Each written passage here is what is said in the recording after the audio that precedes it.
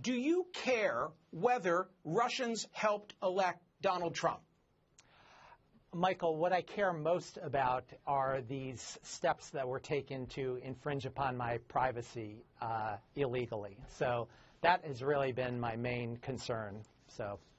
I know, but Carter, having watched several interviews done with you and read a great deal about the case, it strikes me that you are dismissive of this entire investigation and the prospect of Russians having hacked or attempted to hack the DNC server and played a role in our election. And the question I most want to ask you, I mean, you graduated from the Naval Academy. You've worn the uniform of your country. Doesn't this bother you? Don't you want to get to the bottom of it? Michael, to be honest with you, what bothers me the most is the severe dishonesty and now potentially with the FISA court action, false evidence, which is obstruction of justice by definition. So that, to me, is my biggest concern. And if there was any meddling in the election, all of the false narrative that has been out there is really the ultimate meddling. If you look at the, by comparison, overall impact. Carter, unless you tell me, hell yes, that would be bothersome, which I think is a simple answer. I'm going to assume that Carter Page, frankly, doesn't care if there was a black hand in the election of Donald Trump.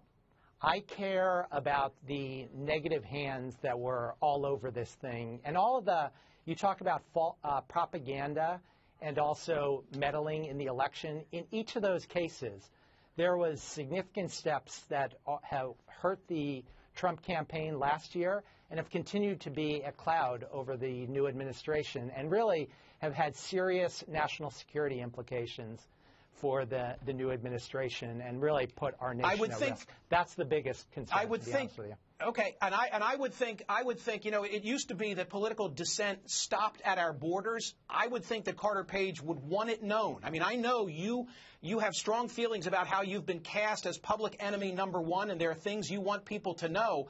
I would think, first and foremost, you'd want them to know you're a patriot, you're an America First guy, and let the parties and the candidates be damned. And if it turns out that the Russians interfered in an election, that would bother you. That's a layup. Why not take that overture? If that were the case, Michael, and there was indisputable evidence that that was the case, then I would be totally behind it. But there are certain questions I have, frankly speaking. Just reading that report 2 weeks before Inauguration Day, I might add, that makes me wonder whether this was really just a political stunt. And we've seen that looking back at the history of political intelligence operations going back many decades. So I wouldn't, I don't have a final answer on that. But again, I think the bigger meddling in the election was what was done against me and potentially others in the last year. You're here in part to respond. You're here in part to respond to this brand new CNN story that broke last night with Wolf Blitzer. Let me ask the direct question. Are you aware of attempts by Russians to use you to infiltrate the Trump campaign? Well, the beauty of that report, and that really is breaking news, and I was so excited to read it, Russia tried to use Trump advisors to infiltrate the campaign. Now, remember the headlines for many, many months. The Trump campaign colluded, or there was nefarious things going on. Now they're really reeling things back, and someone is saying out there the word tried, right?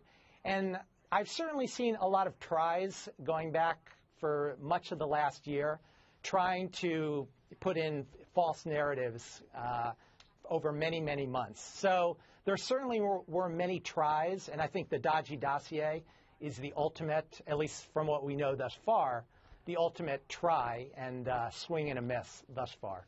But we'll see what happens. Okay. Again, it's early days in this.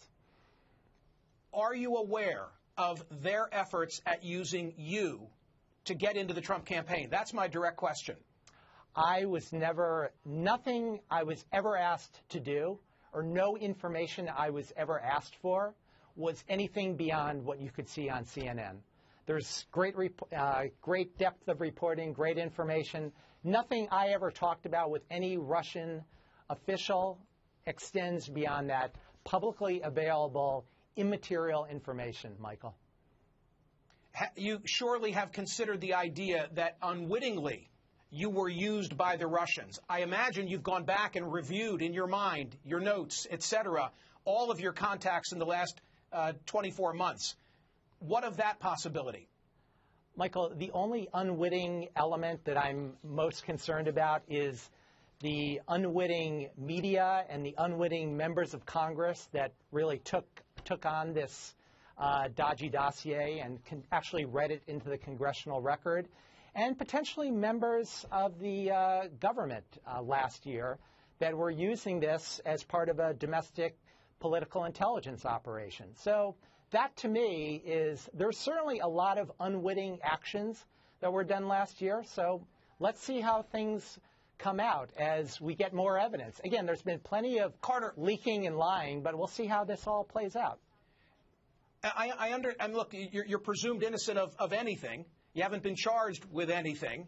But we're all cognizant of the fact, and you may disagree with this, that a FISA court found there was probable cause of you having committed a crime, presumably in cahoots with Russian authorities. First of all, a preliminary question. Do you dispute the reports that you were subject of surveillance pursuant to a FISA warrant? Well, that is really interesting information, and I'm deeply appreciative of the people that leaked that. Now, there's a lot of felonies and potential felonies related to the things that were done against me, but that information that you just cited, Michael, that, by definition, that leak is a felony. You're not supposed to be talking about that. And in terms of the FISA court and approval by the FISA court, if you just look at some of the statistics, I don't have the data in front of me, but there has been a pretty limited number of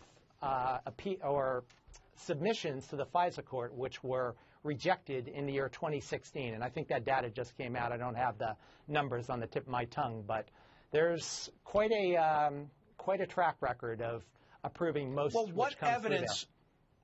What evidence do you believe a FISA court judge would have reviewed to come to a conclusion that there was strong case, probable cause, that you committed a crime? Surely there was something. That is a beautiful question, Michael. There is no possibility of probable cause. However, as we know, going back to the dodgy dossier and all the times this was put out in the media by certain political operatives last year, there's certainly a lot of potential basis. And again, there have been recent reports that I'm very grateful for that, yes, the dodgy dossier was indeed an element which was used in that warrant. And so that'll be really interesting. And that's why I'm so excited about my Privacy Act lawsuit that we'll be moving forward with and the information that disclosure will provide. So a lot of general ideas which have been thrown around broadly, but what we're getting into now is real facts, and I can't wait to see some of those specifics that were put into the public record on me. Carter, I don't know what the finding on probable cause would have consisted of, but it does occur to me that the FBI, and I want you to respond to this as a final question, that the FBI would probably have been derelict in its duty if they were not paying close attention to you. You were on their radar screen in 2013. You gave the speech overseas that was very pro-Russian, anti-Western viewpoint. You were advising in an informal capacity a presidential candidate of the United States. You met with the Russian ambassador at some point during the Republican convention in Cleveland. I mean, put those things together, you would at least acknowledge that it's the job of the FBI to wonder and to investigate, what's going on with this individual? Well, there's always, I'm open to wondering, right? However, the basis, you mentioned the 2013 and with a case that was filed in 2015. I was supporting, I was asked to give information, I provided information. So I did nothing wrong in that case, right? So there's meeting with the ambassador, and I didn't actually spend any time with him. I said hello to him. There's no probable cause there. And so, again, going back to the recent reporting, which I'm so appreciative of, that the dodgy dossier was one of the main elements that was used in this process, that to me is very encouraging, and I look forward to that full disclosure. So that'll be great to see over time.